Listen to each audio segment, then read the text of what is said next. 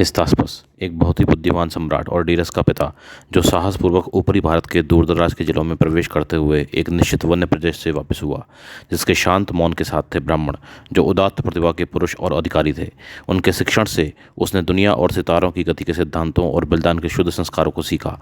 यहाँ तक वे कर सकते थे, और उसने जो कुछ भी सीखा उसका कुछ हिस्सा मागी के दिमाग में डाल दिया, जिसे उन्होंने बाद में युगों में परंपरा के अनुसार सौंप दिया, और प्रत्येक ने अपने बच्चों को निर्देश दिया और इसमें अपनी भविष्यवाणी की प्रणाली को जोड़ा।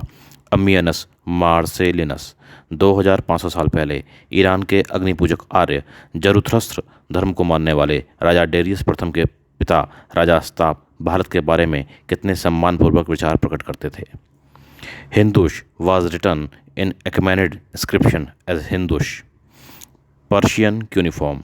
ईसा से 800 वर्ष पूर्व ईरान के अग्निपूजक आर्यों ने, जो कि इंद्र, वरुण, अग्नि और नासत्य के उपासक थे, पहले ही पहल सिंधु नदी के आसपास रहने वालों को हिंदुश कहा, जो कालांतर में हिंदू में परिवर्तित हो गया।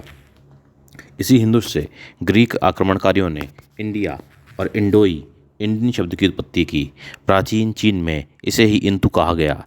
एक भी जगह इतिहास में हिंदू जाति को अपमानजनक शब्दों से संबोधित नहीं किया गया है, बल्कि उनके प्रति श्रद्धा व्यक्त की गई है। परंतु जब ईरान का धार्मिक पराभव हुआ और इस्लामीकरण हुआ, तो हिंदू शब्द की नकारात्मक व्याख्या की गई। वैसे ही जैसे मोरक्को के स्थानीय प्रकृति पूजक, सूर्य पूजक योद्धाओं को अरब आक्रमणकारियों ने बर्बर कहकर पुकारा, जिसका अर्थ भयानक राक्षस होता है, जबकि उनका मूल जाति नाम अमाजिक था, जिसका अर्थ है स्वतंत्र व्यक्ति। यही कुछ हिंदू शब्द के साथ हुआ, जिसका अर्थ एक भौगोलिक सांस्कृतिक परिचय था।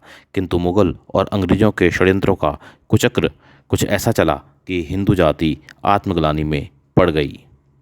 भारतीय सशस्त्र पैदल सेना थे। वे फुर्तीले घोड़ों और पर सवार और